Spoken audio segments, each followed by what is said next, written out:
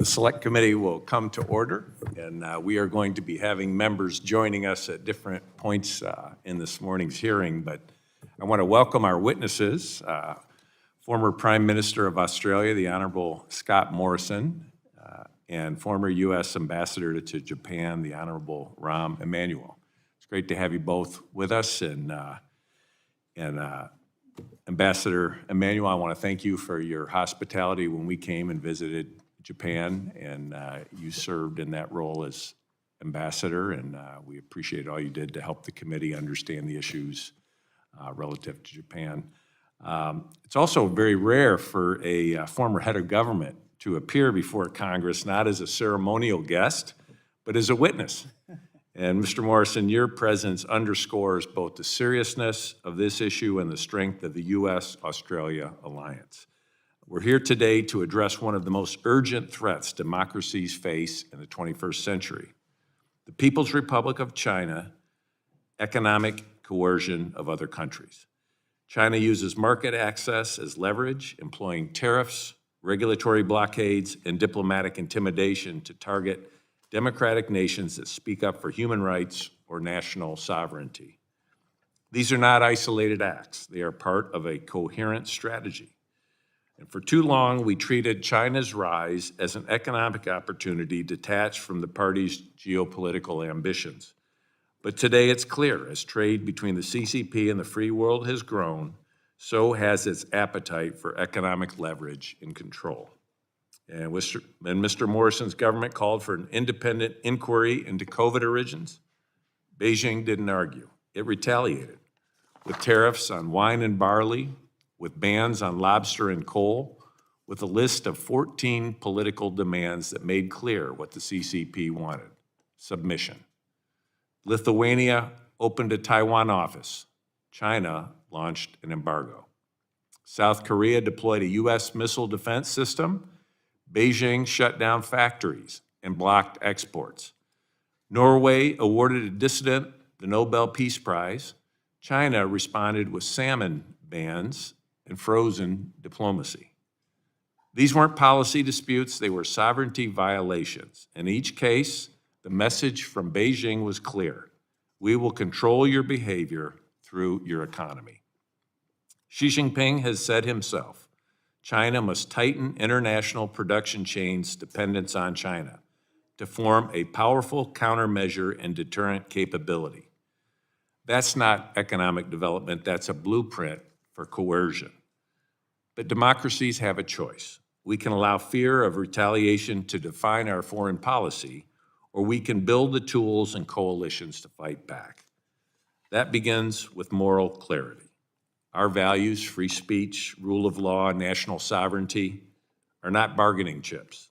They are non-negotiable. It also requires a whole-of-society response. We must leverage statecraft, such as trade tools, export controls, and investment guarantees to support allies under pressure. We need to re-industrialize our own defense manufacturing base, reshore or friendshore production of critical inputs, and build international coalitions that reduce dependency, because the next round of coercion won't wait until we're ready. It will come when we're weakest. We also need to remember that China's coercion is not just about trade.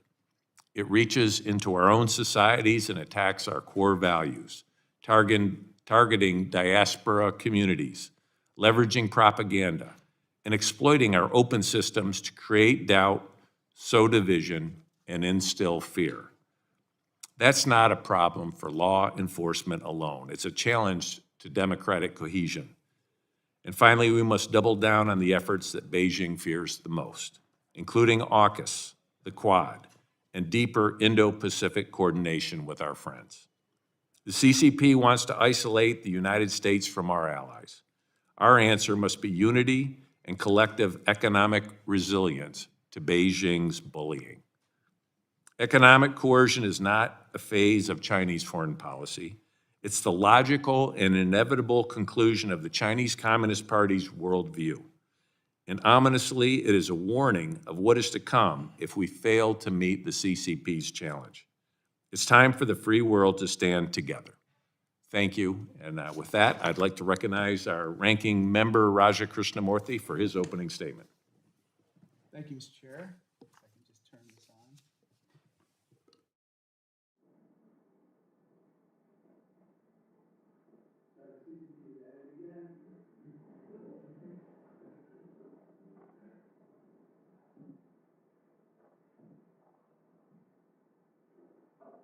Got it. Thank you. Thank you. Thank you, Mr. Chair. I'd like to address three things. One, how the CCP has attempted to coerce the U.S. and our global partners. Two, some of our current vulnerabilities to CCP coercion. And three, how we can combat such coercion. Today, we confront a truth that is hiding in plain sight. The CCP is not just building an economy, it's building leverage. It has turned globalization into a trap and has weaponized interdependence. The CCP has a track record of using its state-controlled levers to target the U.S., our allies, and anyone who dares to defy political will of the CCP. The CCP does not view its economic tools as democracies do. Instead of using these tools to uphold freedom, democracy, and human rights, the CCP wields its powers to punish free speech, bend democratic nations to the CCP's will, and gain even more leverage. First, let's take a look at how the CCP has used the coercion playbook across the globe. The chairman mentioned Australia, he mentioned Lithuania, but in Norway, they were targeted after the Nobel Peace Prize was awarded to a Chinese dissident. Japan, blocked from rare earth exports after a territorial dispute in the East China Sea. And the list goes on and on. This brings me to my second point. America's own vulnerabilities to coercion from China. From our medicines to ships to drones, we are dangerously reliant on China. But today I want to focus on rare earth elements. America relies on China for over 80% of its rare earth processing. The PRC developed this control over decades of careful planning and execution. In 1992, then Chinese leader Deng Xiaoping famously said, "The Middle East has oil, China has rare earths." Let's look at why rare earths are so important. They are in something we take for granted every day, namely rare earth magnets, and I have one in my hand. China produces 90% of the world's rare earth magnets. And how does that work? Well, I have something here. This is a simple motor that spins because of rare earth magnets. But it's not just in this gadget. It's in everyday items, including this toothbrush and even this drill. It's basically in everything you can possibly think of. These rare earth magnets power almost all items that involve motors in our daily lives. Unfortunately, the fact of the matter is when China decides to cut off these rare earth elements, the motors stop and our economy comes screeching to a halt. And that's what just happened recently. After President Trump announced a slew of tariffs, the PRC retaliated and blocked a raft of rare earth element exports, including the ones that go into these particular important magnets. The sudden export control set off alarm bells for American businesses, workers, and consumers who would be the ones to eventually pay the price for shortages. Ford even announced that the rare earth shortage forced it to shut a factory in our hometown, Ambassador, of Chicago. China can so much as flip a switch and cause major damage to the American economy. That is why this morning I'm sending this letter, Mr. Chair, to the Commerce Department asking what they're doing to ensure that China holds up their end of the recent deal on rare earth exports. I'm also sending another letter, Mr. Chair, to the State Department urging them to work with our allies and partners to diversify our worldwide critical mineral supply chains. This brings me to my final point. We must answer CCP coercion with resolve, unity, and resilience. That means building a collective defense among democratic nations against coercion. It means investing at home and diversifying our supply chains. And it means imposing costs, not just unilateral tariffs or sanctions, but coordinated responses that make clear if you attempt to coerce one of us, you will face all of us. Thank you, and I yield back. Thank you, Ranking Member, and as usual, your visual aids and material that you bring to these hearings is exquisite. So thank you very much. If you need a toothbrush, just let me know. I'm getting a hint here. If any other member wishes to submit a statement for the record without objection, those statements will be added to the record. Our witnesses today, I want to first start by Mr. Scott Morrison, served as Prime Minister of Australia from 2018 to 2022. He has contributed mightily to the defense of the West and our shared values, from the Quad to AUKUS, and we are incredibly privileged to have him here today. Welcome. And we're also grateful to be joined by Ambassador Rahm Emanuel, who has served our nation as the ambassador to Japan, as mayor of Chicago, in Congress, and as the White House Chief of Staff. Quite a record of service. As a good Chicagoan, he is known for his mild manner and circumspect tone. We're looking forward to what will no doubt be colorful testimony from him today. With that, I want to welcome the witnesses and thank them for being here this morning. Mr. Morrison, you're now recognized for any opening remarks you might like to make. Thank you very much, Mr. Chairman, and to Congressman Krishnamurthy also thank you. And can I start by also recognising the members of the committee as well, and thank you for your invitation to be with you here today. It is an honour to join you. And can I thank you also for the important bipartisan work you do on this committee. I'm very familiar with it, was at the time I served in office, and not just for the United States, but for all US allies and partners around the world. Australia and the United States are the closest of allies and the best of friends. For over a century, we have stood together in every conflict, making Australia unique amongst US allies around the world. As long-standing, resilient and modern democracies with market-based economies, we believe in a world order that favours freedom, based on fundamental values of universal human rights that respect human dignity, the rule of law, open and fair trade, freedom of religion, speech, association and thought, and transparent representative governance. While sincerely holding such beliefs, we're also conscious of our imperfections and capable of self-correction through our own democratic processes and the safeguards of transparent and accountable institutions. While our histories differ, Australia and the United States see the world through a similar lens. It is through that lens that we have both been able to identify the rising threat from authoritarian states who, not content with absolute control over their own populations to preserve their own regimes, also seek hegemonic control over their own regions and to recast the world order to accommodate their illiberal objectives.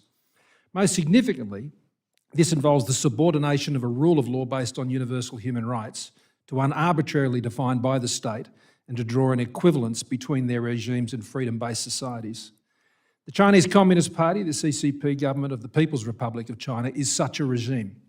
This will not change, nor can it be negotiated away. Rather than opening up their society during post-Cold War globalisation, the CCP used China's newly granted access to global trade, capital markets and legitimacy in international forums to build the economic, diplomatic, technological and military capacity to one day challenge the global order in an attempt to make it more favourable to their regime's security. That day is now. I appear here today in a private capacity, having previously served as the 30th Prime Minister of Australia from August 2018 to May 2022. And during that time and my earlier cabinet roles commencing in 2013, I witnessed and experienced firsthand the dramatic escalation of the CCP's regime's assertive and aggressive behaviour towards the countries in the Indo-Pacific region to achieve their goals. In Australia, this included targeted illegal trade bans and diplomatic estrangement. In November 2020, the PRC Embassy in Canberra helpfully released to media a list of 14 points of grievance with Australia that set out the grounds for the CCP's coercive and bullying actions. And I table a copy of those points for the committee's information. The grievances included Australia exercising our sovereignty over foreign investment on national security grounds, making and enforcing laws to curb foreign influence and espionage, allowing freedom of speech in relation to criticisms of China in our national parliament and media, and making and supporting national statements in international fora critical of Chinese aggressive behaviour in the South China Sea and towards Taiwan and against their own population in Hong Kong and Xinjiang, as well as calling for an independent inquiry into the origins of COVID-19. I have no doubt that the primary objective of the PRC's targeting of Australia during this time was to make an example of Australia as a key US ally in the region, to punish Australia as a warning to others. I am pleased that our government provided the example of resistance and resilience by standing firm rather than acquiescence and appeasement. Throughout this period, we moved to work with our allies and partners in the region to deepen our ties and strengthen our cooperation. This included the initiation of AUKUS and, together with India, Japan and the United States, the establishment of the Quad Leaders Dialogue. Both of these measures began under the first Trump administration and were realised by the Biden administration. They also became further points of grievance with the CCP. After the failure of the CCP's coercive efforts to break our resolve, the PRC took advantage of the change in government following the 2022 federal election to effect a reset and adopt a different set of tactics. This included abandoning their economic and diplomatic bullying and coercion for more inductive engagement, laced with charm and flattery. That said, the PRC still continues to engage in intimidatory behaviour by their military against Australia when it suits them without remorse.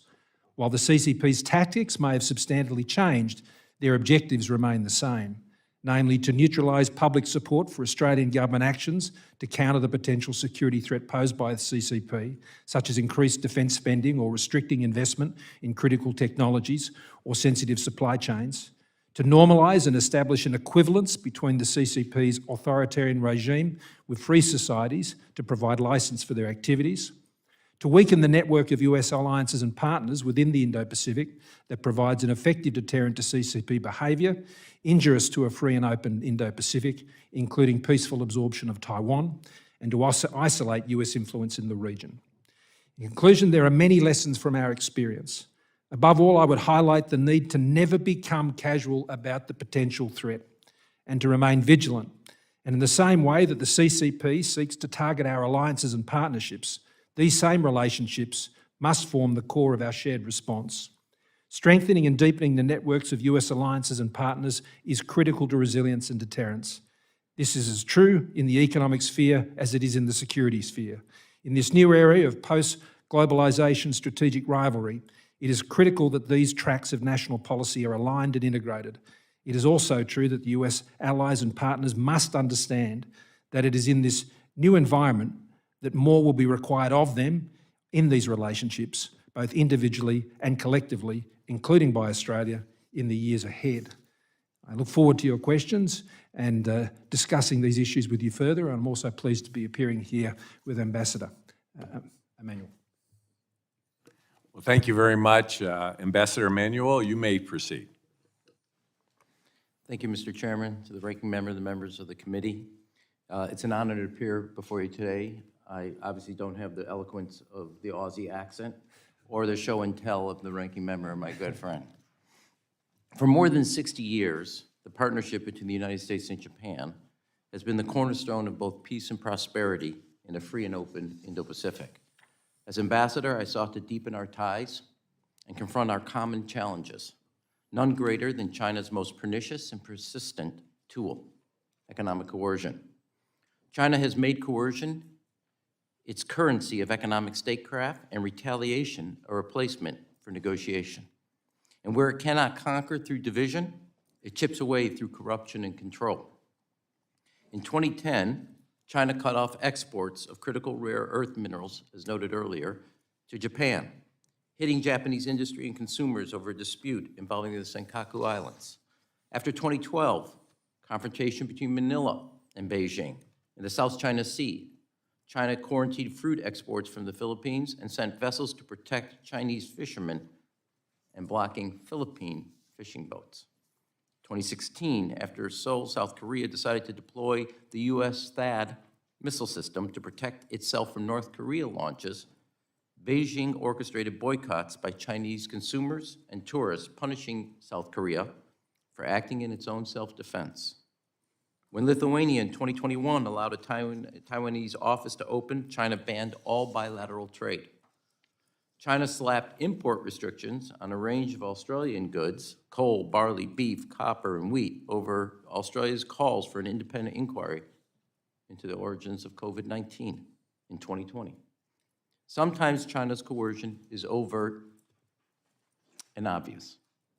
Other times it's covert and conniving. It also exerts softer pressure, as it did with the National Basketball Association, which succumbed to Chinese pressure over one team's general manager tweeting support in 2019 for pro-democracy protests in Hong Kong. More recently, Beijing has refused to export a type of magnet, as noted by the ranking member's comments, essential for industrial manufacturers here in the United States. Most dramatically, Ford halted production of certain advanced vehicles, including their facility in the city of Chicago, their oldest plant in the United States. Our country, with the largest economy in the world, sits atop many rare earth minerals, vital to our future prosperity. But China has a near monopoly, 90%, on the ability to process them. China's coercion and message is not limited, in this instance, to the American audience alone. It's playing out across the global theater as other nations observe. Regardless of the method, the message from China is the same: submit or suffer. Beijing exerts economic pressure to achieve its political goals and bend nations to its political will. Their goal is clear: isolate one to intimidate all. Ours must be to isolate the isolator through an alliance to counter China's coercion. As the 31st U.S. ambassador to Japan, I saw up close and clear-eyed how China pursues its geopolitical goals, not through innovation and inspiration, but through intimidation and infiltration. During my time in Tokyo, the embassy issued an unprecedented report on Chinese coercion to neutralize this tool that Beijing perfected over the last 15 years. The takeaway? To secure our standing in the 21st century, America and its allies need an anti-coercion coalition to counter China's aggression. Beijing's bullying is not a foreign policy, but an example of a failure of one. Nevertheless, the world's response has been scattered, slow, and too often silent. Continuing on the current course is a recipe for continued coercion. The United States cannot afford to be alone, passive, or partisan in this strategic competition. Cutting off our allies, cutting off our research and development, and treating investments in key industries like semiconductors as tradable are unilateral disarmament of our strongest advantages as a country. We must lead a resilient anti-coercion coalition to resist economic intimidation and respond with strength when deterrence fails. It should be based on mutual commitments that are public and reciprocal. First, as I called in a piece about a year ago in the Wall Street Journal, such a coalition would need the economic equivalent of the North Atlantic Treaty Organization's Article 5. An attack on one is an attack on all at its core. Look no farther than what the EU adopted in 2023, after Lithuania was coerced by China, an anti-coercion instrument that focuses on deterrence and allows for retaliatory policies by the EU. Countries should support allies under economic assault with a unified response. Resilience requires a willingness to retaliate and recognizing China's weaknesses and prepared to go after them. I know that you find it surprising that I would advocate that. Nations would insulate themselves from China's pressure through collective resilience. That requires leveraging alliances. When I arrived in Japan, I worked to expand trilateral ties. Today, Tokyo, Washington, and Seoul, as well as Tokyo, Washington, and Manila, are not just allies. We're aligned. We strengthened our economic ties, enhanced our military readiness, and deepened our intelligence sharing. Second, America cannot self-immolate. The Chinese undoubtedly understand how important intellectual property and advanced research are to their own ambitions. It's a false choice to suggest the U.S. must pick between free markets and government intervention. To maintain our economic sovereignty, We must have both and invest in our advantages. Talent from around the world that comes to America, research and development, science, our universities. Surrendering our strengths is self-defeating. Finally, nations must have our own tools of economic cooperation, which can be used to shore up supply chain resilience. Reshoring without friendshoring will not succeed. In other words, we must offer victims real relief in real time from China's coercive trade actions, including export credit lines and expedited licensing.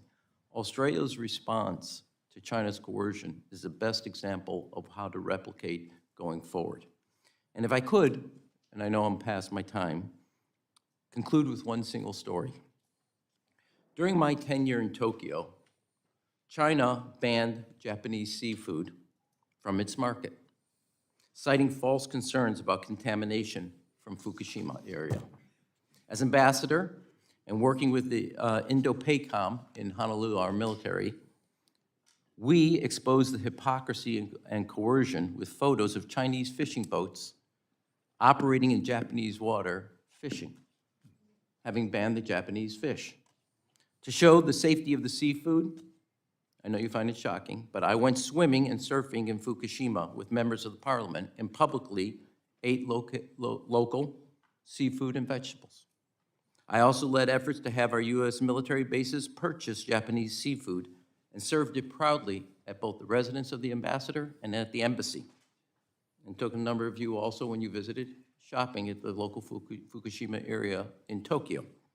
At a very public campaign, China recently abandoned its boycott of Japanese seafood.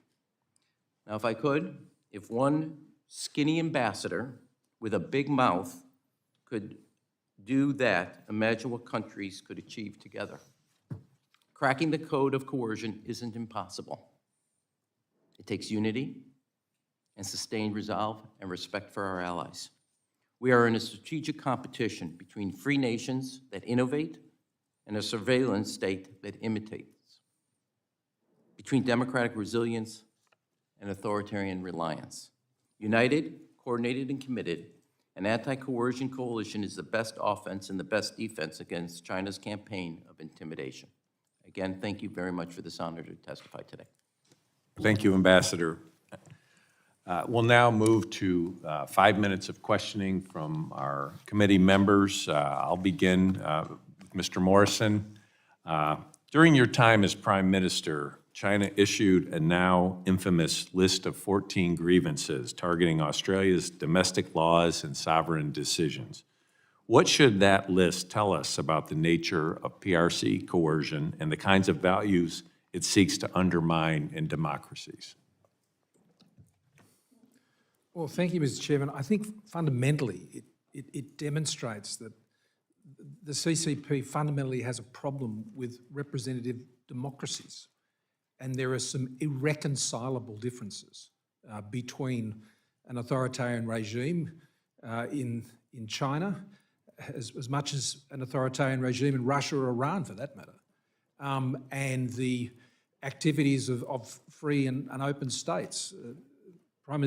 Late Prime Minister Abe, who the Ambassador know well, and I knew well also, spoke of a free and open Indo-Pacific. That is a threat and a challenge to regime security in China.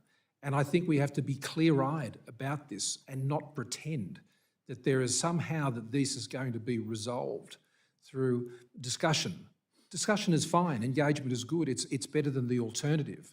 But if we think that that is going to produce a change in the mindset in Beijing about what their objectives are, then we're frankly kidding ourselves. So you worked to coexist, to avoid conflict.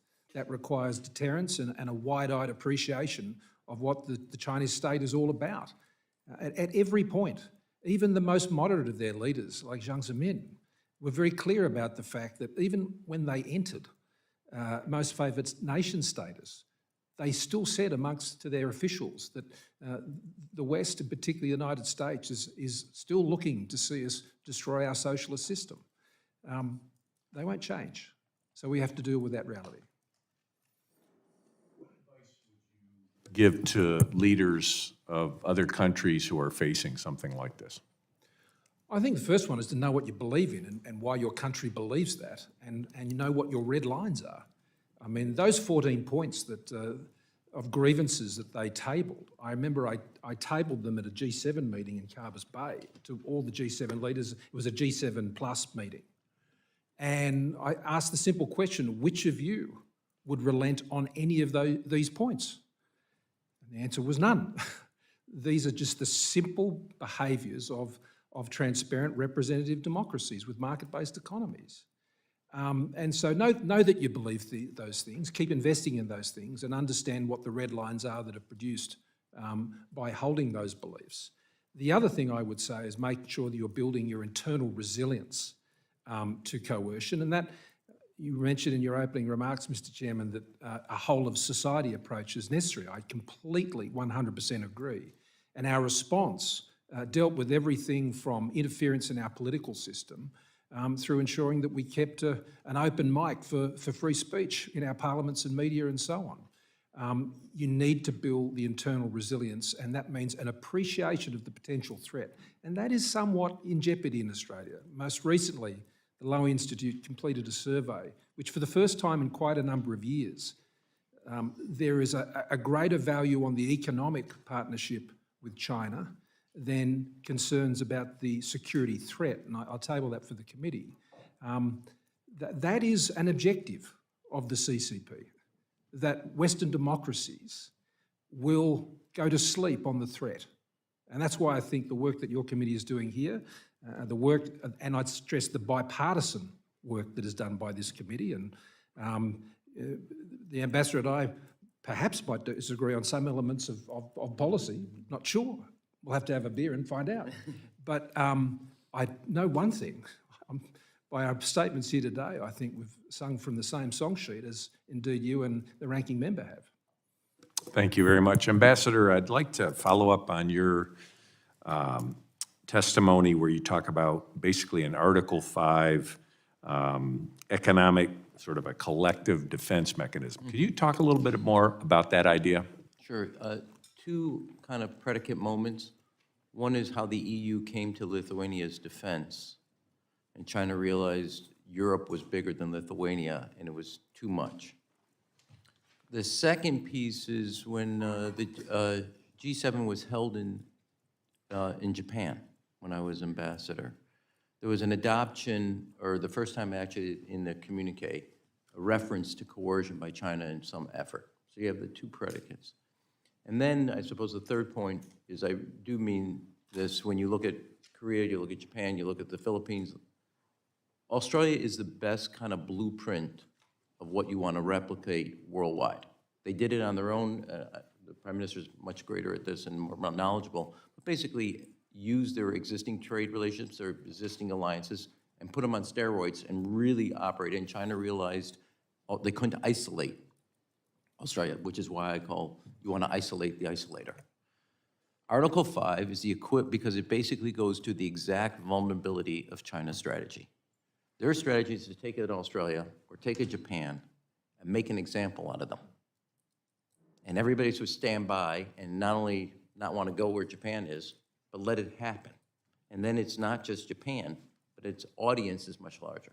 If everybody got together and had a collective self-defense, which is what Article 5 would basically indicate, the basic premise of China's coercion unfolds and it reverberates. In every case, and I don't want to overplay the role that I played, but in the ban on Chinese seafood, the ban on Korean products or tourism, the ban on multiple products out of Australia, in the end of the day, China threw in the towel when everybody could work, either their economic relationships or political strategic relationships, so they were not isolated. So the Article 5 builds off of that basic premise. And I think that is what we need right now because we have to eliminate what is, I said in the opening statement, is the most persistent and pernicious tool in their economic statecraft. Thank you very much. Ranking Member Krishnamurthy. Hey, thank you, Mr. Chair. And it's such an honor to have such distinguished witnesses today, so thank you so much for coming in. I don't normally do this, but I brought in a nice bottle of Australian wine. Ever since China banned it in 2020 for Australia calling for a COVID investigation, this wine has been called Freedom Wine. And Prime Minister Morrison, you helped Australia sell a lot of Freedom Wine, right? I remember Secretary Pompeo sent me a picture with a very similar bottle at the time. And yeah, look, at some point, China was going to tire of drinking Wuhan Pinot, I think, and was going to go back to the better product. Well, what's really fascinating about this is that Taiwan actually coined the term freedom wine. Yeah. And what's fascinating is that when you and I visited Taiwan last year, they served freedom wine at the lunch. And that goes to what the ambassador was talking about, which is when friends and partners band together, they can fight bans by China. And so what's also interesting is that I also brought something else, freedom pineapple cakes, made by what in Taiwan are called freedom pineapples. This is because after CCP banned Australian wine, you guessed it, they banned Taiwan's pineapples. And Ambassador Emanuel, after this ban in Japan, sales of Taiwan's pineapples went bananas, right? I am waiting for you to hold up some Chicago 312 beer. It's coming. Unfortunately, Ambassador, Japan was the next target, and you alluded to this because after Japan attended a 2023 summit with the US and South Korea here at Camp David, which you attended, China banned all Japanese seafood, citing food safety concerns. But Mr. Ambassador, here are some pictures of you. Judging by There these, goes our friendship on 2 of these out of 3 photos. judging by these photos, Ambassador, I think you believe that those allegations of safety concerns were completely fabricated, right? It was complete fabrication because they were just simply trying to hurt. They were trying to hurt the Japanese for doing the right thing. In my opening remarks, I alluded to this man, Liu Xiaobo, one of China's champions of democracy who won the Nobel Peace Prize while in prison in China. And in response, the CCP cut ties with Norway, where the Nobel Committee is based, and banned Norway's salmon. There seems to be a trend here. Norway's response to the CCP was this. Norway said, Norway attaches high importance to China's core interests and will not support actions that undermine them and will do its best to avoid any future damage to bilateral relations. Now, Ambassador, to me, that's not an apology, that's groveling, wouldn't you say? Yes, Mr. I think that Prime Minister Morrison, this is what Beijing wanted you to do after you called for an investigation into COVID. I want to turn to my next topic. In my opening, I mentioned that China dominates rare earths. In contrast, we only have one rare earth mine in the entire US. It's owned by MP Materials, which just recently received nearly $500 million of investments from DoD. This deal will, 1, allow MP to make more magnets, these things which I talked about earlier, and 2, create a 10-year guarantee that DoD will buy MP's rare earths at a floor price, ensuring that MP and hopefully others can compete. Now, Mr. Ambassador, it feels like the administration and the private sector need to do more of this with regard to going all in and creating our own resilient supply chain domestically. What do you think? Mr. Ranking Member, what I would say is 2 things. Yes, the short answer is yes. I have advocated this before, and I think we as a country, and the National Security Council does this, they issue at the beginning of every term, a strategic review of the challenges.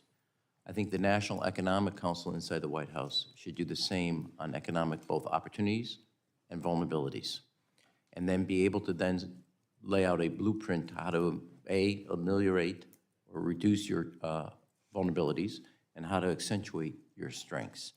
And I would note, if I could, in almost every instance, Japan, in the case of both the Philippines, Australia, one of China's great vulnerabilities is food. They target other countries' food. That is a strategic opportunity, given their psychological and economic vulnerability as it relates to sourcing food product for 1.5 billion people. If I might ask one final question.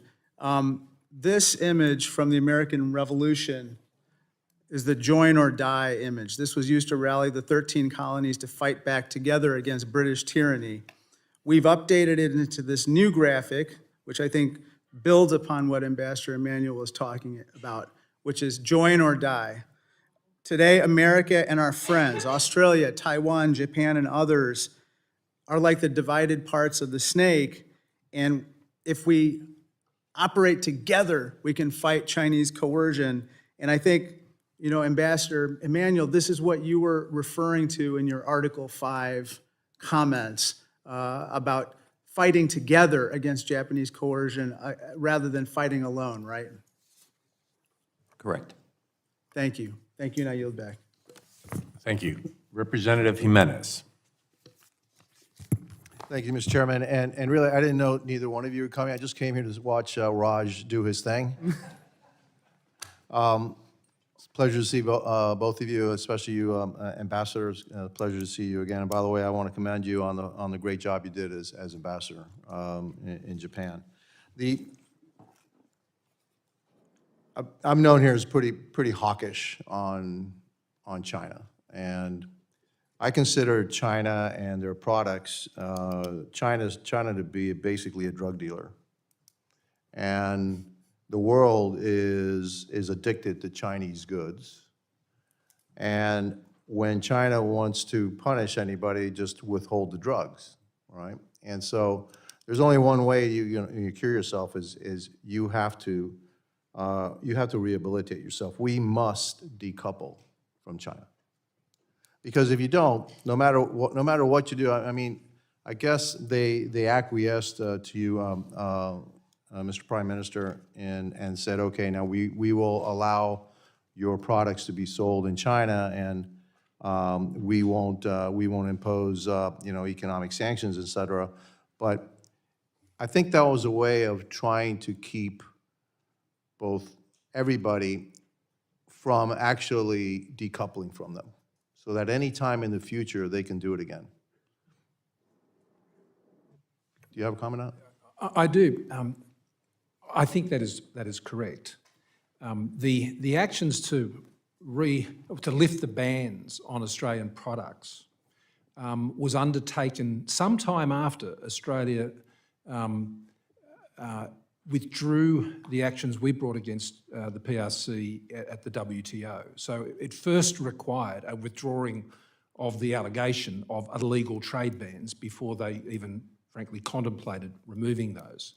I think what the PRC learnt during their experience of seeking to bully us is that that was ineffective and it wasn't working because we stood our ground. And I want to stress one point in relation to what the ranking member said. Yes, the political statements that were made around Freedom Wine, or indeed the campaign that the ambassador led in Japan, they are strong political statements, but the pain of what was done, particularly to our wine industry, was real, and our vintners and others experienced that. And yes, there was some Freedom Wine sold, but not enough to make up for that impact. And my point about that is, you stand up, it hurts. And you have to be prepared to take that. And one of the most encouraging things I used to receive when I was Prime Minister was letters from farmers who said, this hurts, but what you're doing is right, and we'll stand with you. And I've never been more proud of Australians than at moments like that. And so if you're going to stand up here, you've got to be prepared to take a few hits in the process. But you're much more able to do that if you can take hits with your mates. And your mates have got to show up as well. And they're the sort of things that I think you're referring to, Ranking Member and Chairman and others, in the political support, in that demonstration, which was very important. I received it here and many other places. So yeah, they realised they got it wrong. The wolf warrior diplomacy, all of that was a massive tactical error. And they took advantage of the change of government to try and reset that and take a different approach. Because you're right, a decoupling of of the two economies. Ultimately, apart from single source supplies like rare earth materials and so on in the United States, China has a lot more to lose on that front because of the size of the US market. You already see US capital has been draining out, or particularly private capital, out of China now for some time. The same is true in Korea and Japan. They've wised up as well. So that movement of capital and US markets and access to it, I think, is an incredibly important card and can be deployed both in US own interests and in the interests of allies and partners. Mr. Prime Minister, the problem that I have is that I want to decouple faster, okay? And I know it's going to take pain, but what I'm seeing is they will acquiesce because they're in it for the long haul, and they want to keep us hooked as long as they can. And frankly, we're feeding the monster that eventually will eat us up. And the food that they have is our capital, it's our money. And so we're actually, for every dollar that goes to China, it's going to be used against us. It's going to be used against the free world. And so the faster that we decouple, and look, we just did a deal with to continue to get rare earths from China. I don't think I'm all that crazy about it, to be honest with you, because then we don't have this critical need to make our own. We can still rely on some of their rare earths. And eventually, one day, they will cut us off. And so, you know, my time's up, and I yield back. But again, thank you for your courage, and again, Mr. Ambassador, thank you for the great job you did. I really Mr. Chairman, can I make a response? Sure. In support of that last point in particular, we are kidding ourselves if we think at some point, if the PRC can find an alternative source of supply for what they need, in our case, resources and various things like that. If they can find it from a more compliant source, they will. No matter how much dialogue you're having, if it appears from somewhere else, they will take that decision at the appropriate time for them. But equally, where you have vulnerabilities on single source supplies like critical minerals and rare earths, before you jump off one lily pad, you've got to have another one to jump onto.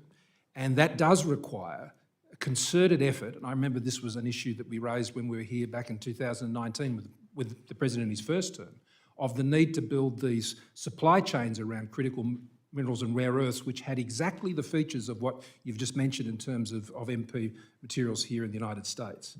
If you can have a resistance to the price manipulation which China applies to rare earths and critical minerals through their stranglehold on processing, every single time an Australian rare earths mine might try and get going, what do? They manipulate the price, the market tanks, they go out of business. They control the market with ruthlessness.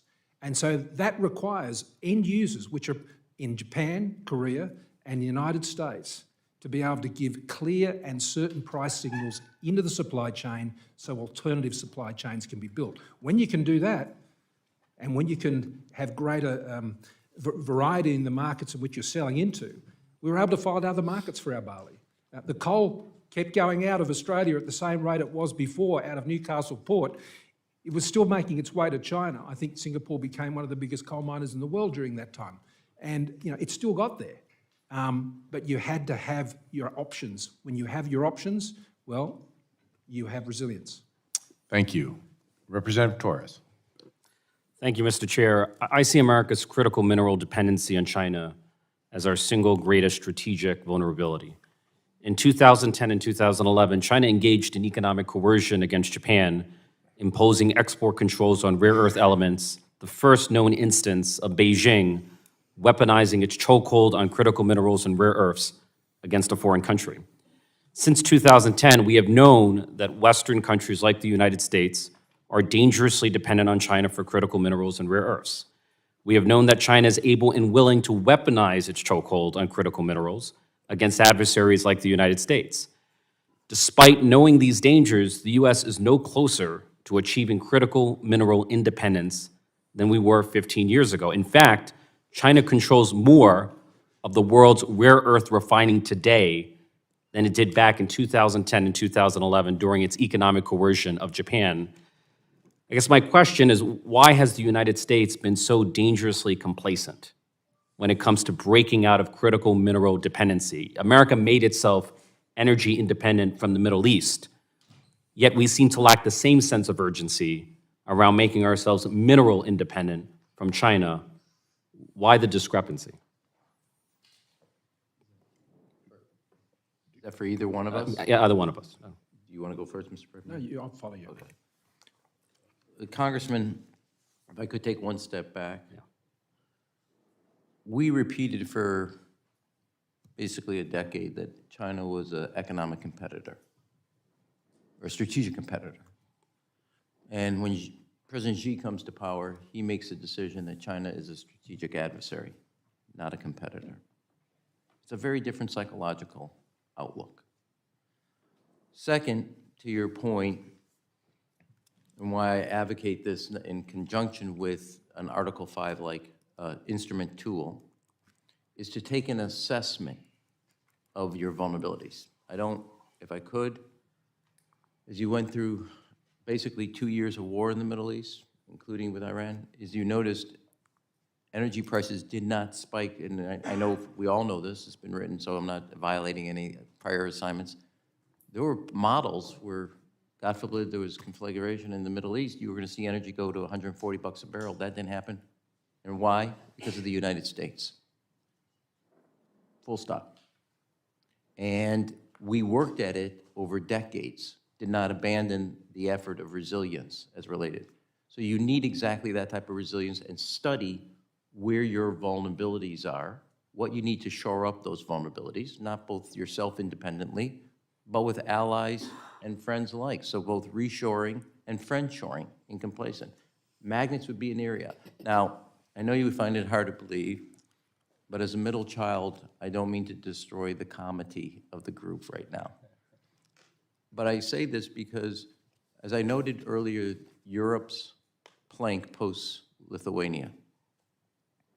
The only time they've thought of employing that unity was now with the United States because of how we're negotiating with the EU. They haven't deployed it, but they threatened to.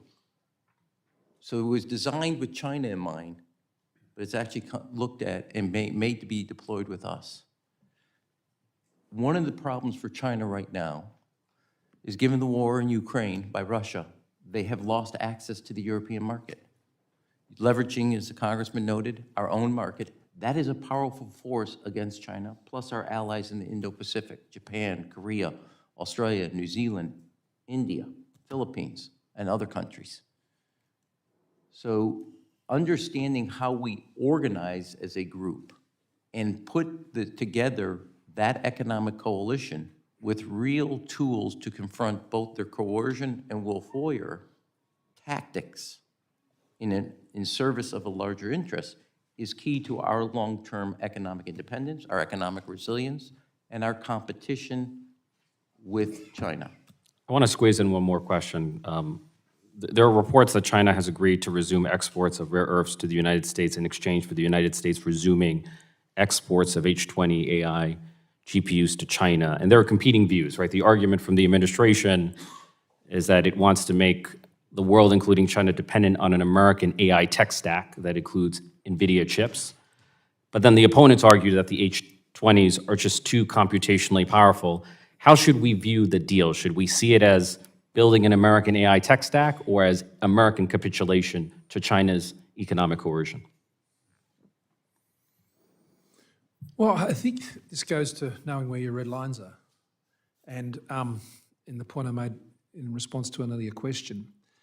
And these are either sensitive technologies which are aiding a strategic rival, or they're not. And that plays into the US's security interests, or it doesn't. But somewhere, that call needs to be made. And greater minds than mine will have to apply themselves to that in making that decision and evaluating that deal. And some will argue that that the Chinese tech will catch up and they'll have their own versions of it and they won't need it. And look, in my experience, everyone can make whatever argument they want around these issues, but it all just comes back to that fundamental question: what is the security interest, and what is the red line that you can and cannot cross?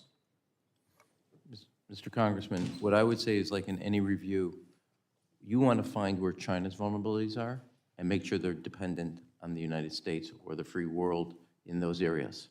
They have a tremendous amount of vulnerability to three sources: food dependence, energy dependence, and fear of their own people. And where those vulnerabilities are, we want to go at them and make them actually, rather than totally disengage, make them more vulnerable by making them more dependent. Could I also touch then and follow up to your earlier question, which is why has it been going on for so long? Because end users want cheaper prices, and China will give them the cheaper prices.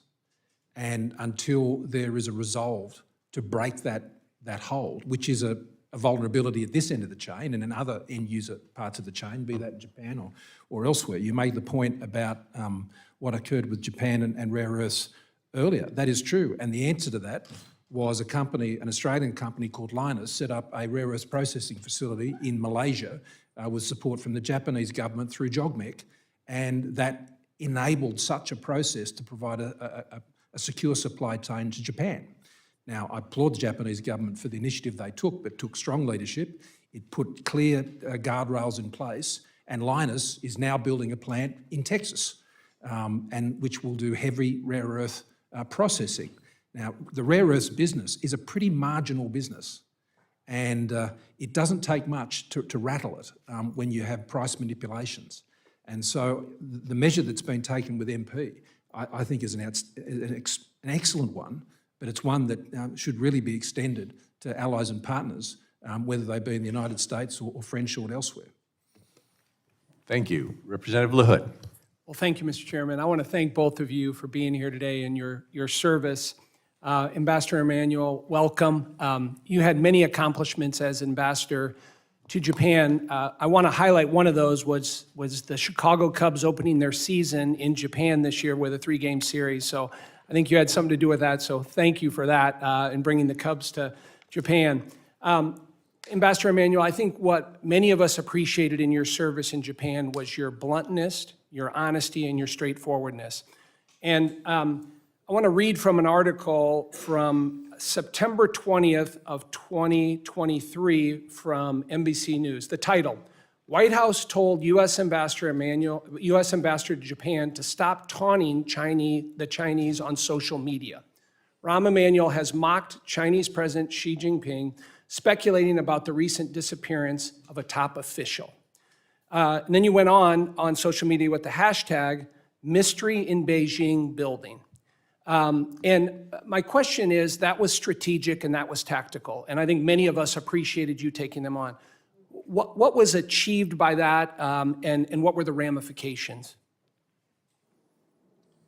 I think since we know each other pretty well, one, there was never an effort to really silence me, but even if there was, it didn't succeed, as you know. And the effort was to show, as like in the situation, when I bring up the situation in Fukushima, and I want to compliment the Aquilino, who was head of the Indo-PACOM at that time, because he had resources, and we caught pictures of the Chinese fishing boats in Japanese waters. That picture told 1,000 words. It was part of a campaign over a period of time that paid dividends because China threw in the towel at the end. So part of this was also to show the hypocrisy of what China was doing.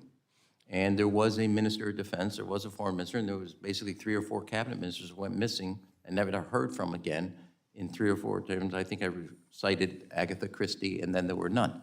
Was actually the social media at that point. So it was to show the hypocrisy of China, also to show the fact that what they were doing and basically lift the curtain on that kind of actions in that area. It didn't stop because, as you could see pretty recently, I've lost count, I think 4 to 5 members of the People's Liberation Army, their armed forces, the commanders and leaders of that forces, have all now been fired, et cetera, in that effort. So it was to expose the hypocrisy of the political acts and what they said. They always, and I think the Prime Minister knows this, they always say it's win-win. Yeah. But all roads lead to one destiny, Beijing's advantage. Yeah, thank you for that.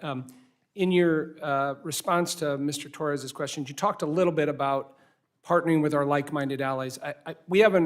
I came a little late, but we haven't heard TPP. Now, that's in the past. But when we think about TPP and what we wanted to do there, in terms of writing the rules of the road when it comes to trade in the Indo-Pacific region, partnering with our like-minded allies. Now, that ship has probably passed, but that seemed to me what you were referring to in terms of how do we work with, on the economic front, how do we partner with our allies there to do that?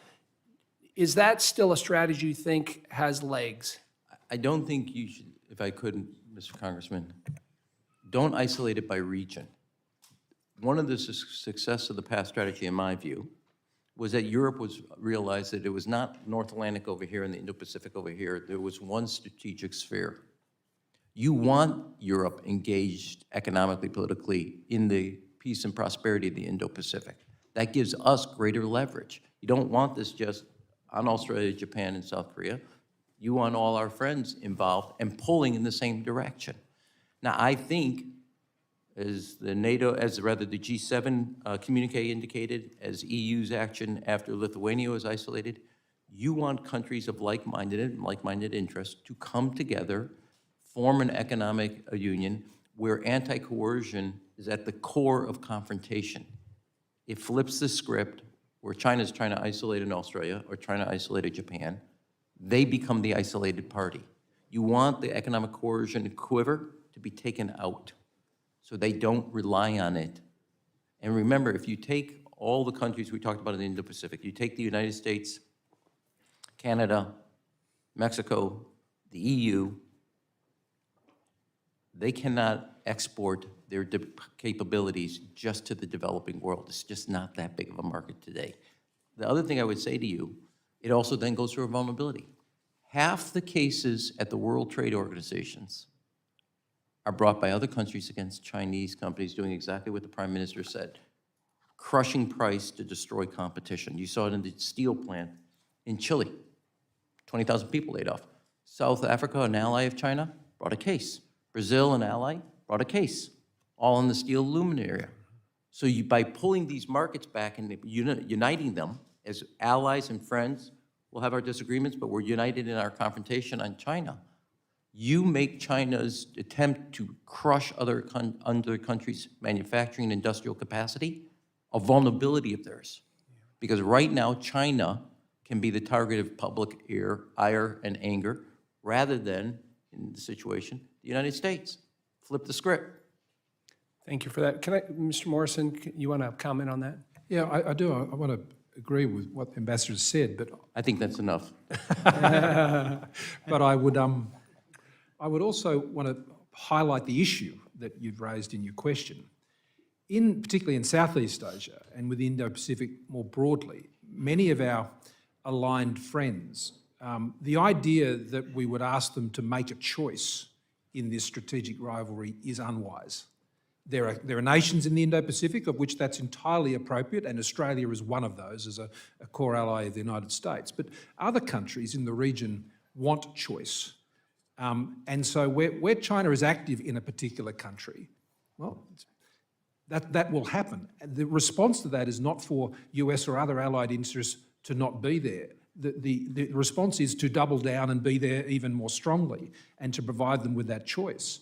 And I observe this with many countries in Southeast Asia. They would not only want to see us, but they would want to see our pension funds. They would want to see our companies, and they particularly want to see those coming out of the United States. Companies like Mitsubishi are very active in Indonesia and so on. This is a good and positive thing because in many of these Southeast Asian countries, economic security is security. It is their primary issue. And so while we can speak as allies of our shared values around the issues that are most important to us, they will not always completely overlap. And we must prioritise the economic relationship with these countries to give them assurance and confidence so they can become like-minded partners on particular things. And by the way, for the TPP, the door's always open, they're always welcome, and we should never allow the PRC into it, certainly if the US is not into it, and the first one that should be coming in should be Taiwan. Thank you. Representative Brown. Thank you, Mr. Chairman. I have the honor of representing Ohio's 11th Congressional District, a district that has been defined by the grit of working families, the contributions of small businesses, and the promise of American manufacturing. I want to focus today's hearing on how Chinese Communist Party's economic tactics have very real impact on everyday Americans. For too long, China has taken advantage of our open markets while putting up walls around their own, using tools like export restrictions, retaliatory tariffs, and targeted boycotts. That might sound abstract in policy terms, but it hits closer to home than people realize. When China imposes rare earth mineral restrictions, it doesn't just pressure Fortune 500 companies. It ripples through U.S. supply chains, raising costs for factories in the Midwest and threatening jobs in places like Cleveland and throughout Northeast Ohio. When China blocks key components used in American auto manufacturing, it's not just trade policy. It's a family on the East Side who can't afford to fix their car. It's a union worker furloughed without notice. It's a parent watching groceries and gas get more expensive while global tensions rise. Ambassador Emanuel, your testimony underscores how China is leveraging its dominance in rare earth processing to apply economic pressure globally. From your experience in Japan and your work building alliances, how can the United States and its allies act quickly to shield workers and consumers from price shocks and supply chain disruptions stemming from China's coercion? Well, first of all, I want to thank Congresswoman for noting the type of work that goes on in your district and across. And I say this also as the ranking member made note of the Ford plant, as I did, shutting down in Chicago. And as mayor, I convinced Ford to bring a third shift there, about 1,200 workers, not only, and then an additional couple thousand on supply side. So to see them shutter the plant, it's not just shuttering a plant. That's right. It means workers going without, as you noted, without paychecks, Little Leagues, and the community that's built around that plant and supporting all the other activities that go on, they all come to a, screeching halt. Not only did we talked extensively earlier about alliances working on an anti-coercion kind of coalition, but I also think knowing how to invest in our own strengths.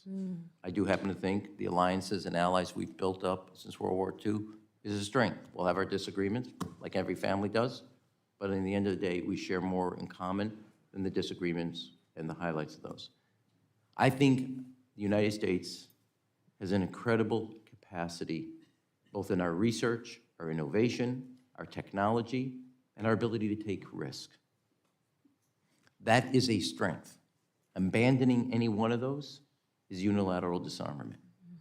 The universities in Ohio, while they're competitors to University of Illinois or University of Michigan or any other statewide universities, is the envy of the world. The technology that comes from Ann Arbor, the technology that comes out of Columbus, Ohio, the technology that comes out of Champaign, Illinois, like the internet, the envy of the world. One of the opportunities I had by living overseas is you get to see America in a different light. I used to say lip service, the innovation, the ecosystem. But guess what? It's not lip service. It's a shining example. So not just protecting ourselves, but our strength, China replicates, copies, cheats, economic espionage, and intellectual property theft. We out-innovate everybody. To cut research and development dollars to our universities, to attack the ability for them to attract talent. I know this may be heresy right now. That is literally taking our strengths and making it a weakness, and it's wrong. And so that, to me, when you look at your universities in your state, the amount of not only innovation, but amount of startups that come from there, the next future in the sense of technology that comes from there, and companies that come from there, that's where America plays a home game. That's an away game for China. You want to play on our turf. Nothing to take away from the universities in Australia. Don't get upset. But we have something that every other country in the world is envious of. What goes on at our universities, what goes on at our companies, the people that come from around the world to be part of that? Why would we cut off our nose to spite our face? That's a home game for us. Play on our turf. So that's how you respond. Thank you. So this is for either of you. Many industries in my district, steel, chemicals, and manufacturing, have been undercut for years by China's unfair trade practices, including dumping products below market value and subsidizing state-backed firms. How should Congress strengthen our enforcement of countervailing duties and anti-dumping measures in a way that not only holds China accountable, but also ensures timely relief for American workers and producers? Interestingly, one of the things that led to China imposing, the PRC government imposing their trade bans on Australia, was that we had taken some anti-dumping decisions on steel on for railways and rail lines and so on. One of the conditions that the new government agreed to in order to have all those trade bans dumped was to drop those anti-dumping decisions as well. And so anti-dumping, I think, is a real threat to China. And not just here in the United States or in Australia, but increasingly in developing economies all around the world. The number of anti-dumping inquiries and actions being taken by developing countries because the PRC's economic model is based on overproduction. Their consumer economy is weak, and they make up for it by driving overproduction at what is effectively at non-performing prices for their state-owned enterprises. They wear the losses, they dump the products, and this is starting to burn relationships between the PRC and what they would call their clients under the BRI program. So this is a weakness for the PRC, and so to highlight this overproduction, dumping of products, whether it be here in the United States or elsewhere, and working together with allies and partners to back each other up on those measures, I think is really important, and having some harmony about how these things are investigated and rooted out. Not only will that be beneficial here, but I think it'll be welcomed in developing countries, which the PRC often uses and lists to try and achieve their own objectives, particularly in international institutions. That's another area I'd highlight, the PRC's influence in international institutions. We talked about critical minerals and rare earths. Well, one of the increasing sources of that in the future will be from seabed, and the involvement of China seeking to gain seabed licence mining in the Southwest Pacific and others, and to crowd out allies and partners in that field is a troubling issue, and one that the US can play an important role in. I know, Mr. Chairman, we're on short time here. There's an example right now on the magnets. There's a company in Australia, MP here in the United States. I think there's really important to underscore both your question and what the Prime Minister answered, which is China's attempt, will be right now, given what we're doing, will be to crush the price of magnets worldwide through subsidies, so that neither the Australian company or the American company can get their sea legs and be a standalone, capable company, supporting both the price and the ability to withstand price competition, and that's not market-driven, but state-driven, is going to be essential to our future, not short-term, over the long-term, decades, economic independence and sovereignty. Noticed, I think it was 2 to 3 weeks ago, China banned all scientists who work at the magnet industry in China from traveling overseas. I don't think it was because they've recommended that their holidays be sent only in China, because they knew that intellectual capability, and they're going around the world at the very time that Australia and the United States are starting to build up a magnet industry that is basically dormant to a standalone, is the thing that they don't want to see happen. So they can't go to conferences, they can't go to international gatherings. So sustaining those companies, reshoring, friendshoring, will make us economically independent of China's coercion. Thank you, Mr. Chairman. Thank you. Representative Moran. Thank you, Mr. Chairman, and thank you to both our witnesses, Prime Minister and Ambassador. I want to thank you in particular for being strong, steady, and effective voices as it relates to the threats that the Chinese Communist Party poses, in particular as we're talking today about economic coercion, which no doubt is a threat to America's way of life. No question they seek to change behavior through fear and intimidation and anti-American coercion across the world.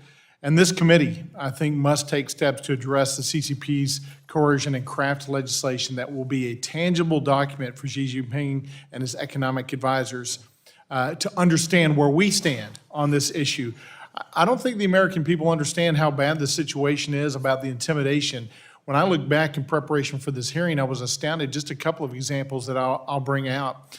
During the 2023 field hearing that this committee held back when Mike Gallagher was the chair, in New York City, there was a threat put out to those that would be witnesses, and those witnesses didn't want to reveal their identities because they understood the reprisals that might come from the CCP. In 2021, Reuters reported that the PRC embassy in Washington, D.C. had sent letters to U.S. firms pressing executives to urge members of Congress to amend or withdraw bills that sought to enhance U.S. competitiveness on the international stage. Those are the kind of actions that the PRC is going to take, and we certainly remember what happened to South Korea when China imposed economic penalties against South Korean companies, costing them billions of dollars after Seoul agreed in 2016 to a U.S. request to deploy THAAD missile defense systems in South Korea. There seems really to be no limit on the actions the PRC will take to engage in economic coercion. I want to start with you, Prime Minister, and talk about the use of arbitrary laws by China, or their arbitrary application of laws, their own laws, in this regard. In 2020, China implemented the Export Control Law, which, as you know, gives the CCP the ability to halt exports of critical minerals or technologies based on a national security criteria with, frankly, no basis in fact on their side. They've used laws like this to stop the export of key goods when countries don't hold their same political view, as you know. They also implemented the Unreliable Entity List in 2020. That's their term, which allows Beijing to blacklist foreign firms from undefined acts that they see as harmful to their national sovereignty. In the U.S., we have similar laws, but frankly, we provide evidence and we fairly and equally apply those laws. That's not the case for China. I want to go back to when you were dealing with this in Australia. Prime Minister, what steps did you take to lead Australia in the face of direct economic coercion by China, and how did you see China use these arbitrary laws to pressure Australian companies? Well, thank you, Congressman.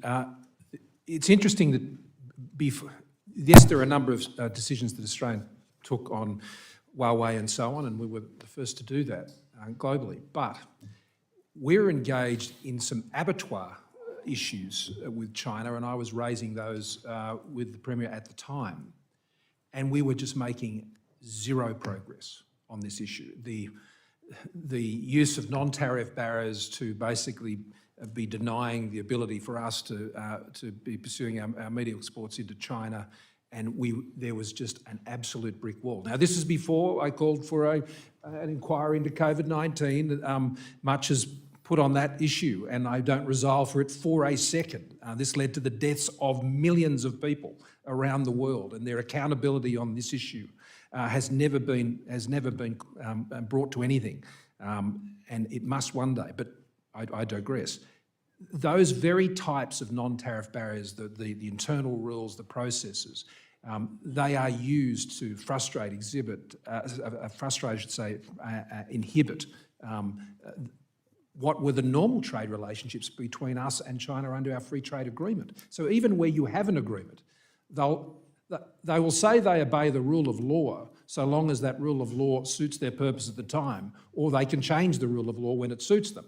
And that is the great threat of authoritarian regimes. The rule of law is the rule of law in the countries we reside in. But for China, it's the rule of law as they call that law any given day. And if it doesn't suit, then they will find another way to prevent the actions of others who they seek to frustrate. And before I lose my time today, I want to come to you, Ambassador, because you mentioned some things earlier about how do we effectively introduce countermeasures. And I thought one of the things you said was really insightful. You said make China more vulnerable and dependent in 3 areas: food, energy, and then use their fear of their own people against them effectively. So I want to ask you specifically, how do we go about that here in Congress? What kind of legislative action should we take to increase the vulnerability in these areas to China and to make them more dependent on the rest of the world? Thank you, Congressman. So your colleague mentioned about disengaging, that China's a bit like a drug. No, one is, I don't like the Cold War metaphor. Because if you go back to the Cold War, we didn't really have trade with the Soviet Union. The trade between the United States and China is nipping up against $1 trillion. So it's not a real metaphor. And the second is China believes if there is a Cold War, it's in the science and technology area. They want to dominate in biotech, AI, quantum computing, just go down the list. Making sure, and this requires a deft hand, meaning you can't just use a blunt instrument, where they are vulnerable on food. I think it's a mistake to have Brazilian soybeans replace American soybeans. I think that gives us leverage. I think it's a mistake that they can access energy either through Russia or Iran. I think making them more dependent on not just oil and gas, our technology as it relates to a series of things on battery research, as it relates to battery storage or other types of technology. But you go down the list. This is what I think the NEC would do. I think NEC being the National Economic Council in the White House. I do want to stress, though, you're doing this in conjunction with your allies. The mindset that the United States will do this solo plays to China's game. We're on their turf, isolated, just mano a mano. Us standing with the European friends and allies, with our allies in the Indo-Pacific, strengthens. We are a numbers game. When that force brings, you flip China's script. Now, I respect the institution of Congress, having served here, but in the end of the day, the lead here is out of the executive branch to set the precedent, having served also at the behest of 2 presidents. So Congress can play a supporting role, both challenging and reinforcing when an administration is taking the course. Thank you to both of you, and I agree with you, Ambassador. We need strong partnerships and allies across the world to isolate China, and instead of allowing that to happen in the reverse. One thing I would note that was if I could do 2 things, Mr. Chairman. One is what's not fully appreciated, and I did not until I got there, how much not just our friends and allies, but people in other countries in the region do not want an untethered, unhinged China. They see the United States as the best insurance policy to anchor in that area. China's strategy, they are the rising power, America's declining power, get in line or you're gonna get Australia's treatment. Our strategy, we're a permanent Pacific power and presence, and you can bet long on the United States. We have to double down on that. Not just Australia, not just Japan, not just Korea. Other countries in the region want America, not just the men and women that serve on the Abraham Lincoln or the Ronald Reagan. They want all of America. They want our sports. They want the instruments of our soft power. They want the instruments of our economic engagement. So if we're going to do this and stay a permanent Pacific power and presence, don't put this on the young men and women that signed up to serve on a Navy ship 6 months away from their family alone. Put it on the communities that can outproduce, out-innovate, and outcompete with China. And do it with our allies in tow, pulling with us. That's our responsibility as a world leader, our responsibility to our values, and our responsibility to the men and women who are asked as one piece of our instrument of power. I fully agree. Mr. Chairman, I yield back. Thank you. Representative Stevens. So I come from Michigan, the industrial Midwest, the heartbeat, arguably, of our manufacturing sector. And we have been dealing with the China consideration and the coercion consideration since before the Great Recession really woke a lot of people up. The illegal dumping, the currency manipulation, the challenges to our automotive industry. And I came into this hearing with, questions about minerals because after a year and a half, I've written this bill called Unearth America's Future Act. It's the CHIPS Act for minerals. Mr. Prime Minister, I've talked extensively to Mr. Rudd about this legislation. Ambassador Emanuel, I'd also love to talk to you about this. It is entirely comprehensive, and it is a framework for how we can compete in the 21st century, the mid-21st century mark. I mean, we can and love to go back into history and look at this, but yes, we need to look the present in the face and the future that we're heading towards. What does this world look like in 2050, and who is leading the industrial rules-based order? My presumption on this and my charge as a federal lawmaker is to bolster the U.S. alongside our allies to achieve that goal for technology dominance, for industrial dominance, and any sort of trappings in terms of how governance structures can continue to bolster capital markets.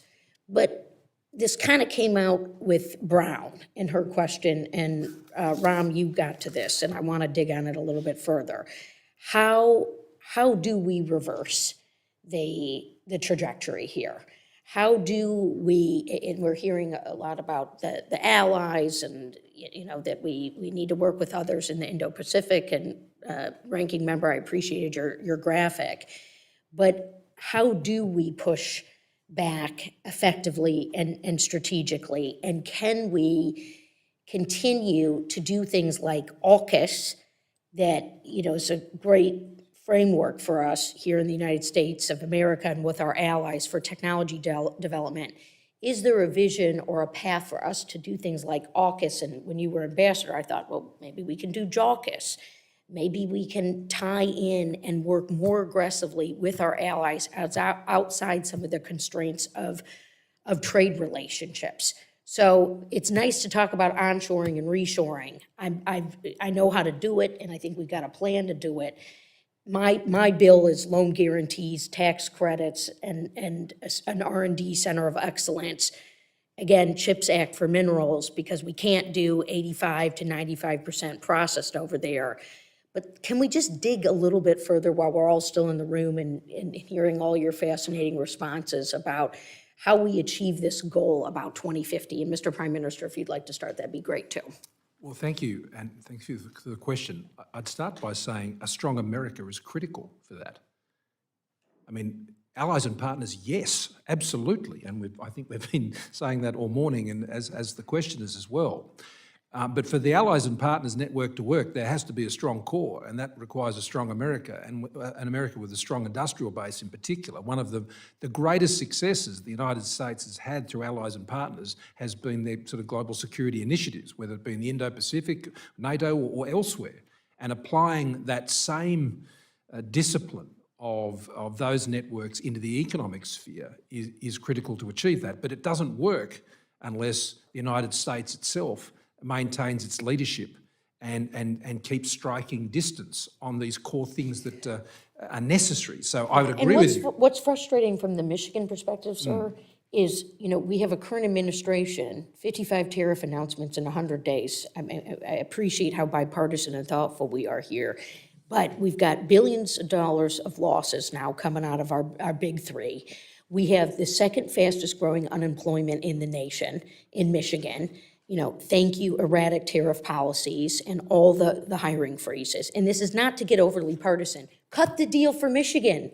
Cut the deal for Michigan. I'm not yelling at you about that, but that's what we need right here.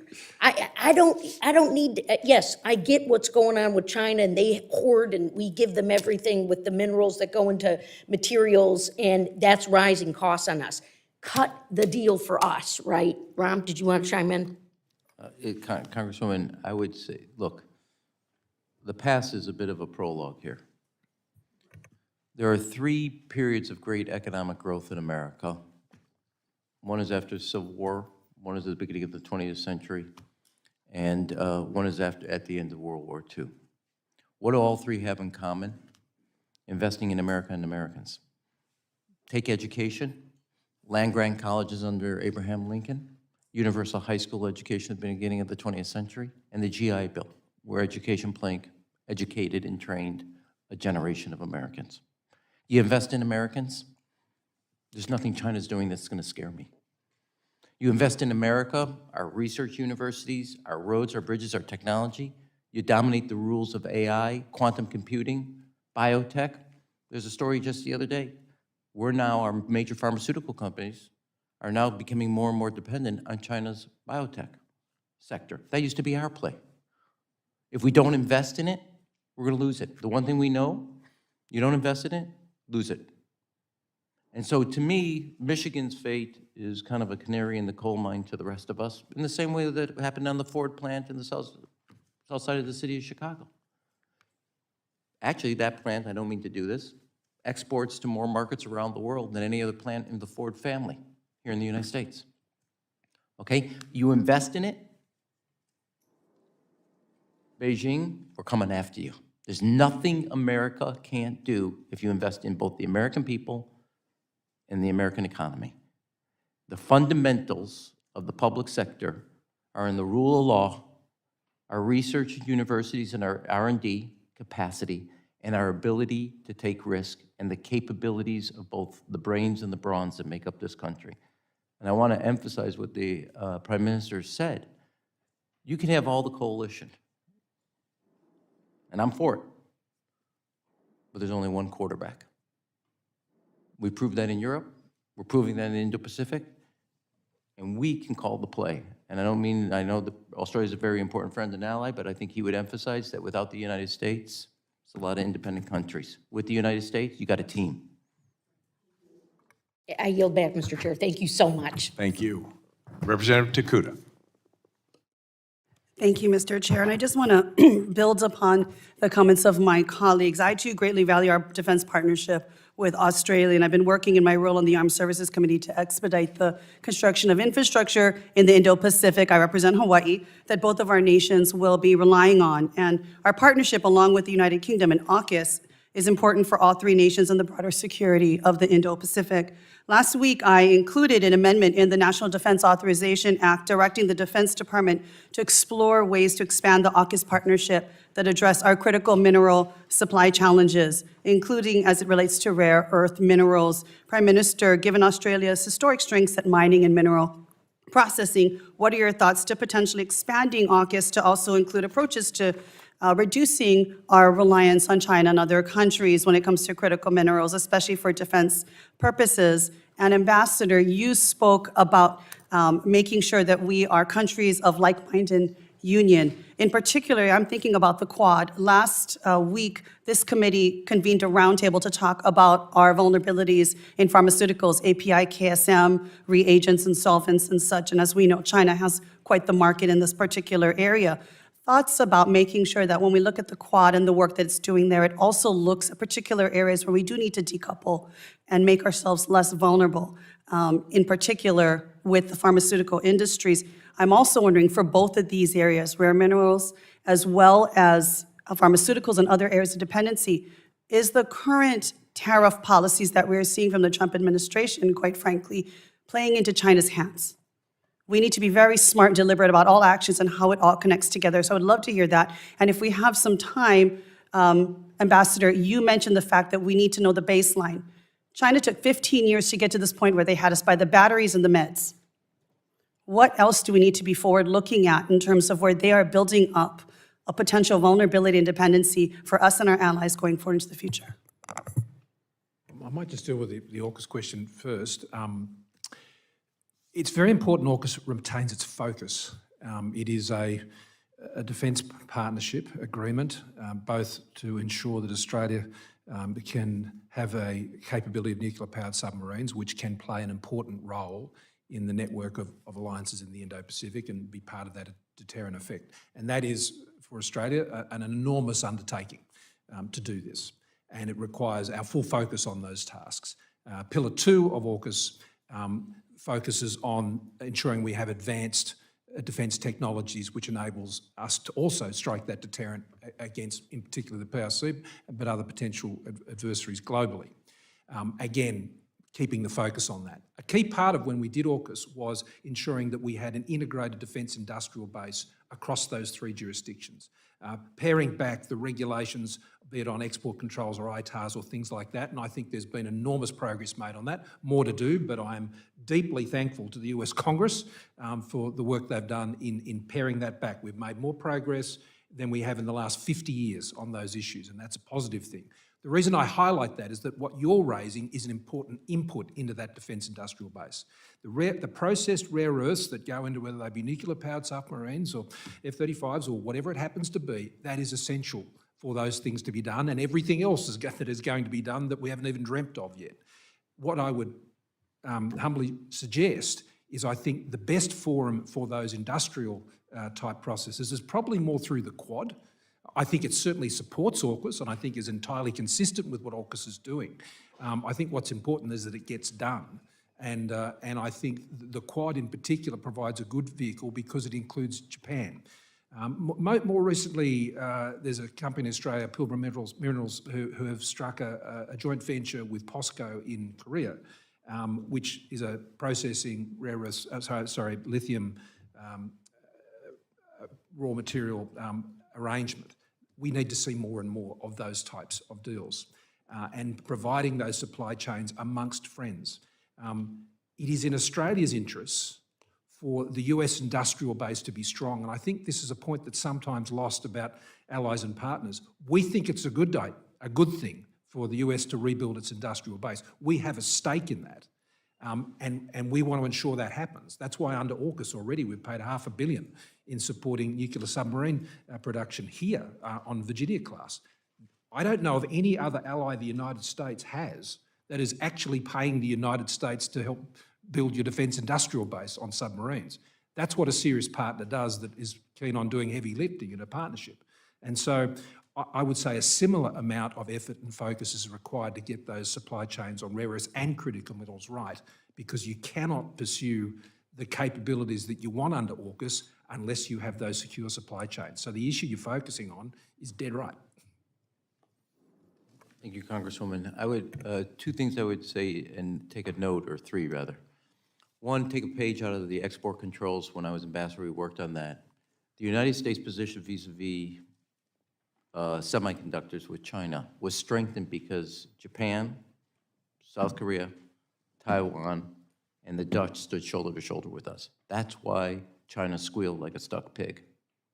And that's a lot for a Jewish kid to say, stuck pig, okay? And so you gotta, that was a joke, you guys gotta relax around here. So you have to appreciate that is an example. China sued for peace because the effectiveness of our coalition worked to isolate the isolator.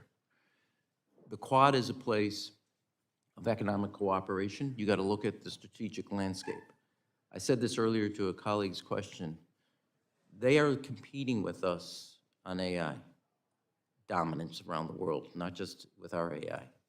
Will the rules of AI be written around a China model or US-based model? Quantum computing, same deal. Biotech, same deal. So you look down 5, 6 promising technologies tomorrow that are going to be the most dominant technologies, and you begin to double down both on the research dollars that go to those technologies, the security of the companies and the innovation that comes out of those research dollars, and the protection of them in the early stages to be worldwide competitors. Now, I do want to say, because this probably is the last answer, so I might as well kind of go with it. Look, I think tariffs are a blunt instrument that are being applied bluntly. They should be used strategically, not across the board. Not all problems. It's a hammer in search of a nail. That's my view. I think that if we thought about this strategically, looked at tomorrow, where do we want to be? How do we invest in the technology? How do we invest in the brain power? How do we invest in the muscle power to build up a competitive economic ecosystem around areas?